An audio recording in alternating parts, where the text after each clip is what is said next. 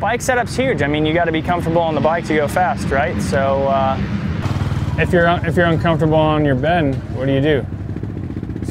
Switch mattresses, you know.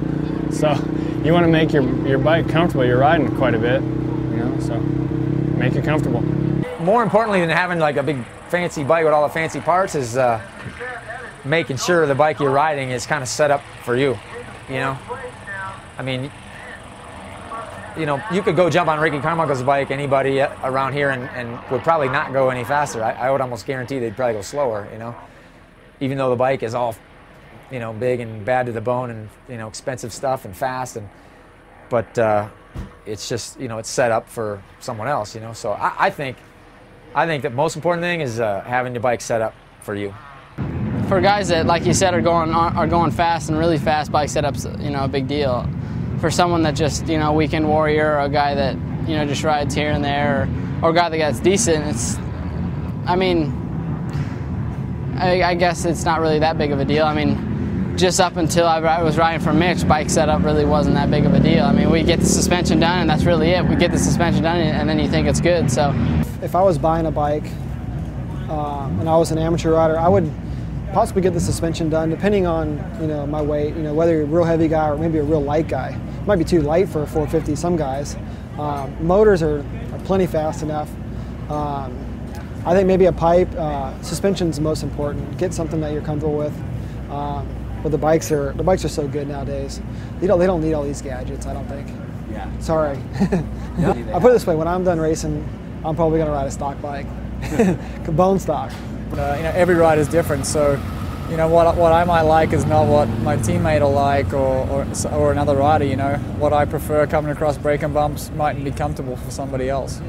No, I think I'm kind of in between. You know, I run my handlebars at pretty much neutral with the forks, and you know, just down a little bit on the levers. I'm not really one extreme to the other. You know, I'm not super low, I'm not super high. I'm just kind of in the middle.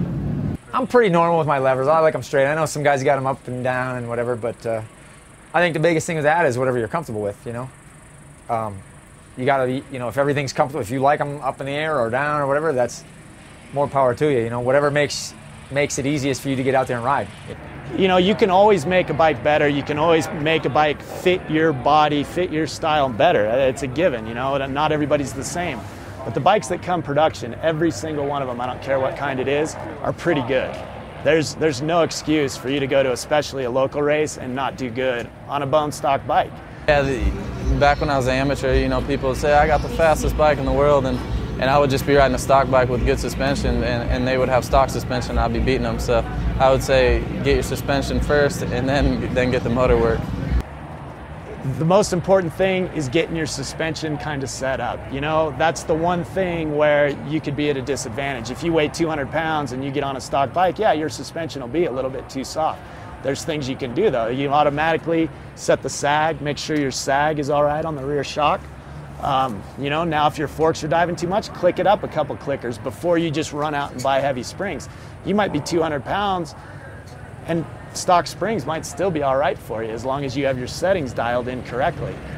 I think knowing your bike and knowing what it's going to do is the most important thing, but obviously, you know, when you're at a high level and everyone has great technique, then the bike setup really comes into things. But as you're growing as a rider and learning, I think the biggest thing is just to know what your bike's going to do at all times instead of always going to buy the trickiest thing and switching your bike all the time. I think what helps you improve over time is knowing what your bike's going to do and then working on your technique as a rider.